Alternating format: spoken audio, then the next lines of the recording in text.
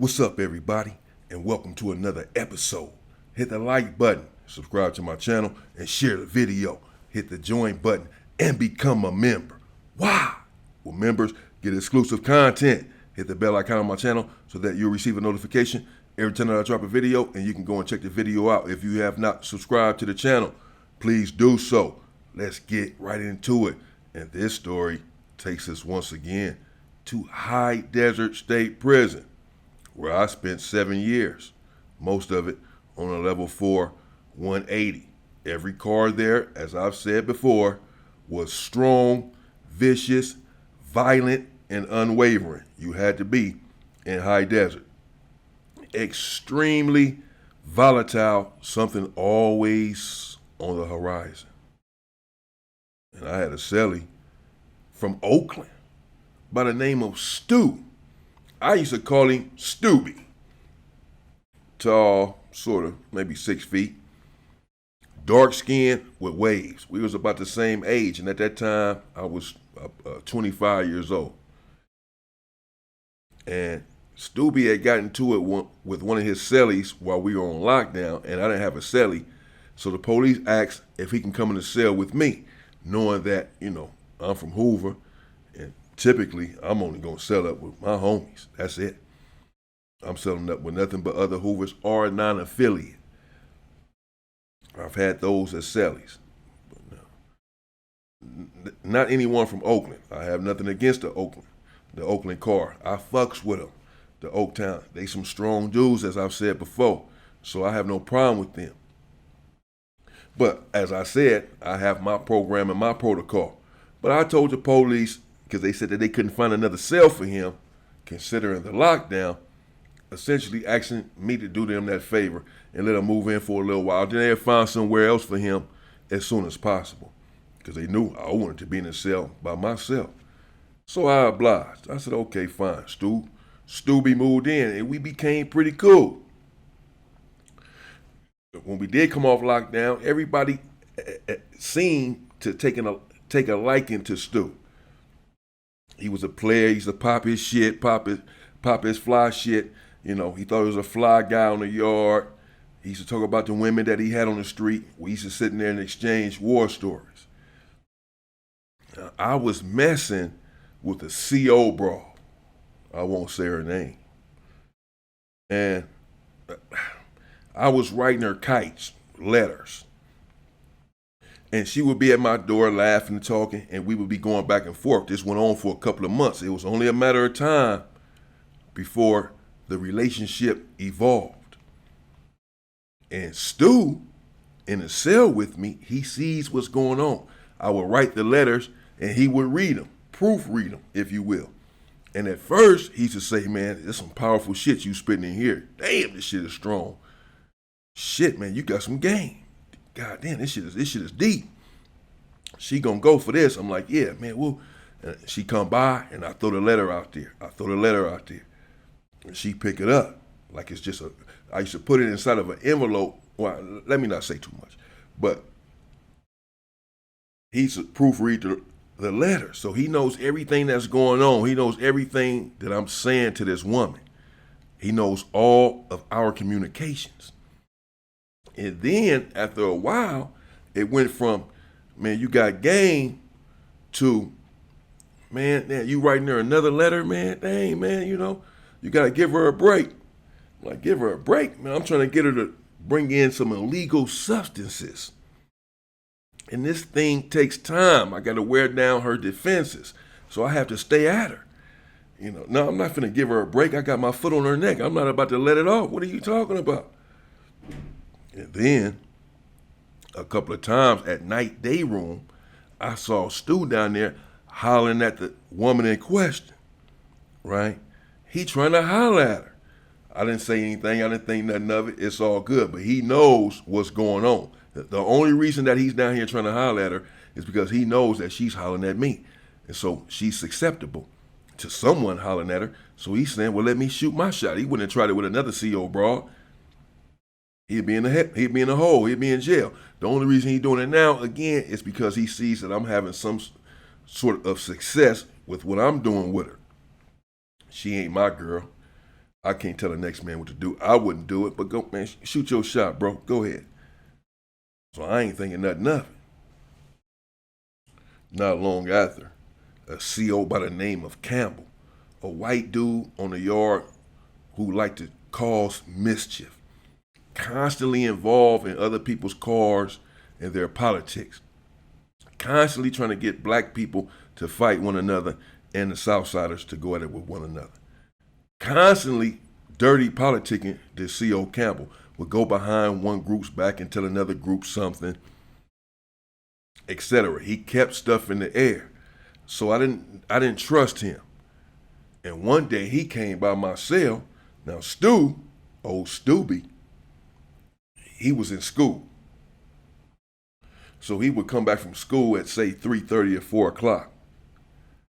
And Campbell came on his shift at 2 o'clock. So one day I'm sitting there in my cell and Campbell come by and Stu is gone. He's at work. And he like, man, he hit the cell door at Campbell. I look up like, what's up, Campbell? He said, oh man, you got a rat in here. But he ain't say the word rat. He said something else that like alluded to that it was a snitch. I said, huh? He said, yeah, yo, Celly, man. I hollered at you about it and he kept going. Right? I'm like, what the fuck is this dude talking about? My Celly's a snitch. My Celly a rat. But as I said, Campbell kept bullshit in the game constantly looking to provoke some sort of conflict between the groups. So I take everything and anything what he says with a grain of salt. And he didn't specify or elaborate, so I didn't know what he was talking about. So I left it alone. But he did say that I had a rat inside of the cell with me, talking about Stu. Now, I ain't never heard anything about Stu being a rat. I'm not from Oakland. I'm not from the up north core. So I'm not familiar necessarily with their politics. But he is in the cell with me now. So if he's no good, then that's no good. Because that's a bad reflection upon myself because he's in the cell with me. He gotta go. If this is the case, but again, I'm not just gonna take what the police say and run with it. So I didn't confront Stu. I didn't pay it any mind because again, Campbell didn't elaborate. However, a few days later, now as all of this is going on, me and the CO woman, we're still conversing and communicating. And one day she passed by and I was about to hand her one of the letters and she shook her head no and looked up at my Celly. Looked up at Stu. He on the top bunk, of course. She looked up at Stu. Right? Like shook her head no and like pointed at him. I'm like, oh, hell no. Like saying like she don't want to take the letter in front of him. She not trusting him no more. She ain't trusting the situation. So now I am suspicious that this dude didn't try to do something. Not long after Campbell comes by again, Campbell said, man, look, your Celly, he personally told me that you have something going on with the CO woman. He said, now, first, he was trying to holler at her. But he was saying it loud enough so that I can overhear it. This is what Campbell telling me. Campbell said, I was in the office. He had called her outside of the office. And he talking to her. And he's like, yeah, but you hollering at him. Woo. And then Campbell came out like, what's going on? And he was like, man, ask her. Ask her. So he's snitching on her. And according to Campbell, he's snitching on me. He telling Campbell, man, ask her what's going on. She know what's going on. Ask her what's going on, her and my Celly. I said, what? I said, he just came out and said, ask her what's going on. So I'm not believing Campbell. I'm saying this doesn't make any sense. He just gonna come out and this a level 4 180. These dudes in here putting in work. Man, ain't no way that he just blatantly told out in the open. Campbell said, oh no, it's true. Ask her. Ask her. How would I know? How would I know anything if have you wrote her any letters? I'm like, nah, I ain't wrote her no damn letter. He said, yeah, well, your Celly said he wrote her some letters, that you wrote her some letters and that he read the letters. Now, how would Campbell know this? Unless maybe the CO broad told him, but that ain't really adding up. So now my blood is boiling. I still wait to holler later on that night at the CO broad. And I asked her in a letter, what's going on? My Celly try to holler at you. Did he say something to you and Campbell overheard this? What's up? And she popped me out my cell and told me everything. That, yeah, this dude been trying to holler at me. Talking about why am I hollering at you and not to tell you, but that I can just holler at him. I'm like, what? She like, yeah. But I'm like, okay, that's one thing. And I ain't tripping. This ain't my girl. But he dirty macking me. But okay. But then she said, when he started talking loud, Campbell did come out the office and he did say, man, I don't know, ask her. Ask her and my Celly what's going on, and stormed off, like walked off mad. I said, what? He said, yeah. So I said, this dude's a rat. Now, I'm thinking if I take it to the Oakland car, which I probably should have did, I don't know if they're going to believe me, if they're going to try to protect this dude, if they're going to take the CO's word or what have you. Plus, this is personal. He doing this shit to me. So I just decided I'd take care of it myself.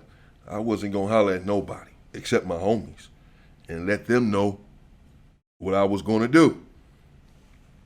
And that's what I did. Now, about the next day or so, me and Stubby, we in there and we chilling. Business as usual. And I confront him. I said, Stu, listen. This dude Campbell, now he knows Campbell as well. Now he knows that Campbell is no good, that he goes around starting shit, fomenting violence amongst the masses. And he knows that I know this about Campbell. So he feels like this is, this is going to be his way out. I know you're not going to believe this CO over me. This dude Campbell over me. Ain't no way. So I tell him what Campbell said. First, I ain't tell him that the female had told me what was going on also. And he denies it. He said, man, Campbell full of shit, man. Woo woo. Hell no. Then I told him what a female told me. The same thing. I ran down what she told me. So then, after denying it and denying it and denying it, finally he said, man, look, that ain't your girl anyway, bro. That's what he said. Man, that ain't your girl. You acting like that's your wife or something, man. You know what I'm saying? Anybody else can holler at her. She fair game, bro. I'm like, yeah, she's fair game. She ain't my girl, but why you hollering at the police? Why you hollering at her in front of another police? Why you telling another police? Ask her what's going on with my Celly. That's snitching, bro. You know what I'm saying? What the fuck is you talking about? I can't tell you who to holler at. I wouldn't do it if I know my Celly trying to holler at this broad. He's sending her kites and all this, and she hollering back at him. He can see she hollering back. I'm cool. Hands off. But you do what you do, bro. I guess that's how y'all get down. You do what you do. But why you gonna include me in it? If you want to shoot your shot at her, shoot your shot. But why you gotta mention me and mention my name? Oh, you ain't gotta holler at my Celly, holler at me. Man, that's some hating shit. You dirty macking, bro. And then he committed a cardinal sin. He made a crucial mistake. He underestimated my anger. Because at the time, yeah, I was steaming. Part of it was because he trying to push up on this broad that he know I'm trying to fuck with. The other part is apparently he didn't clearly snitch. And he put my name all in this shit. So I told him, I'm like, bro, I'll tell you what, man, I'm just going to holler at your people and let them deal with the shit. You know what I'm saying? Because I'm going to fuck you off up in here. Man, you got me. I'm going to holler at your people and let them deal with it. He like, man, my people ain't going to, he like, man, my people ain't going to, he said that. And I just hit him. BAM! Because I was mad by that time. And I was trying to talk to the brother. He was cool with me. But he wasn't listening. And he steady disregarding what it is that I'm trying to tell him. Indeed, I took umbrage. No sinister machinations necessary. I got down where I got mad at. And I fired on him. Bam! And when I went for number two, when I went to go swing the left, it hit all air. Because he was already on the ground. He had slammed up against the door. Bam! Slumped down up against the door and put his head down like that there. Like in the movies. Basically shaking. He was out cold. Old Stubby, he was done. Blood dripping about his mouth. And I sat down on the bunk and he was sitting right there against the door, knocked out. At that time, I indeed had some sinister thoughts. But I let it be, I let it go. My intelligence superseded my anger, thankfully. And I stood there and I sat down on my bunk and let him get up and come to, instead of rushing him again and just finishing him off. Because that's the thought that I had. Man, I should just down this fool right now. This dude got me fucked up. Break this fool neck up in here. That's what I'm thinking. I'm telling you. It took all I had to stop myself. But I did. And Stu started to come to, and he's shaking out of it. And I'm sitting there on the bunk, and I get up off my bunk, because it's on. I don't know what's up with this dude. I don't know if he got a knife in here or what. I don't know. He ain't got to tell me everything what he got up in here, even though we Cellys. I ain't finna let it. It ain't about to go down. So I stand up. He coming to. He like, man. He already know it. I thought maybe he wouldn't remember what happened, but he knew exactly what happened. He like, man. Damn. I'm like, yeah, bro. You know what I'm saying? I'm still gonna holler at your people, bro. It's like you snitching. You know what I'm saying? You ain't no good. You feel me? You telling them you put my name all up in this shit with the police. Because you trying to holler at the bro, you think you some old player. Talking about this ain't your wife. I ain't say it was my motherfucking wife, man. You got me fucked up.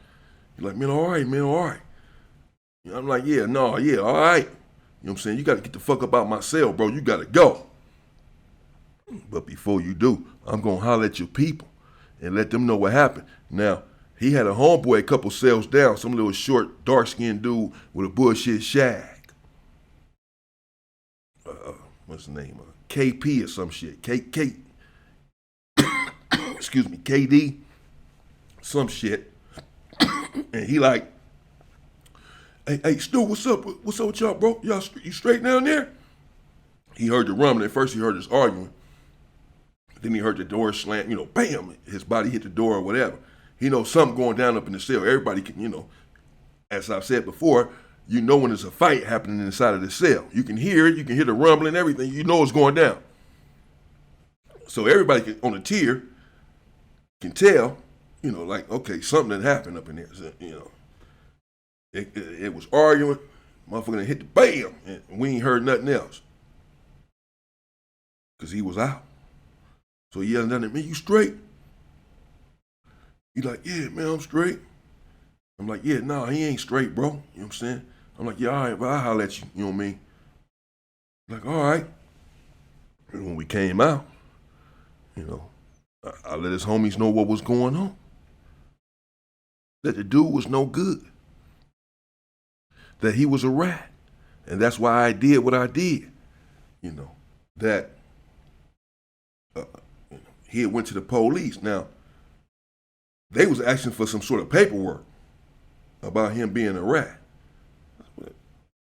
There's no paperwork. There's no paperwork, bro. He trying to holler at the broad I'm fucking with behind my back and throwing my name in there, and the other police came out and heard. What they gonna write up on that? There's no paperwork. But they didn't want to take the police word for it. They said, man, y'all had a disagreement. Y'all handle it. You handle it, bro. You did what you did. Y'all did what y'all did. It is what it is. But we ain't trying to remove our people because of what the police said. Now, if you had a fight with them over that, we can't tell you what to do. Okay. I wasn't going to push a line over that because indeed there was no paperwork. And you can say that the police made it up or whatever. I don't believe that they did, because both of them told me. And he himself essentially admitted it when he like, man, that ain't your wife, bro. I can holler at her. I'm like, yeah, you can holler at her. You can holler at her. Just don't mention me. Just don't mention my fucking name. He didn't get it. So he ended up getting it. Playing these damn games. And that's what happened there in High Desert. Replete with violence. I'm not a violent individual. I haven't knocked out that many people in my life. Really, seriously. I don't like to fight. I don't like fighting. I don't like stabbing. I don't like shooting nobody. I really don't. I hate violence. I hate seeing people get hit, beat, stabbed, injured. I hate the sight of blood. I hate it. I hate violence, bro. I've never liked violence. I never have. I swear. And so if I get violent, the chances are you got it coming. I'll be back. And in the meantime, knock him out. Don't play. Stay free, people.